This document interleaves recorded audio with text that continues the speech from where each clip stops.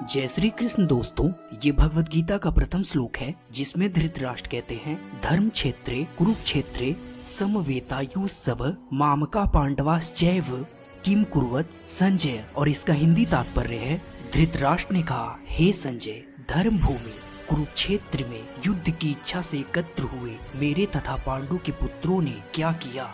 दोस्तों, इस पूरे श्लोक का ये तात्पर्य है कि धृतराष्ट्र अत्यंत भयभीत थे क्योंकि वे जानते थे धर्म भूमि कुरुक्षेत्र जो वैदिक युग से पवित्र स्थल रहा है, क्योंकि इस पवित्र स्थल का प्रभाव अर्जुन तथा पांडु के अन्य पुत्रों पर अत्यंत अनुकूल था, क्योंकि वे पांचों स्वभाव से पवित्र आत्मा थे।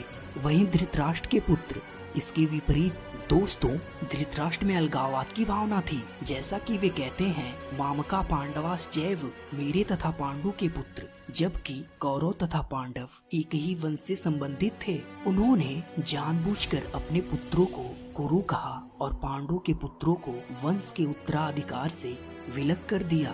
धृतराष्ट्र अपने पुत्रों की विजय की संभावना के विषय में अत्यधिक संदिग्ध थे। इसी संदेह के कारण उन्होंने अपने सचिव संजय से ये प्रश्न पूछा। हेलो दोस्तों, ये भगवत गीता का दूसरा श्लोक है जिसमें संजय, जो कि श्री व्यास के शिष्य थे, धृतराष्ट्र के प्रश्नों का उत्तर देते हैं। द्विष्ट्वा तु पांडवानीकम व्यूढ़म दुर्योधनस्तदा आचार्यमुपंसगम्य राजा वचनम ब्रवीत।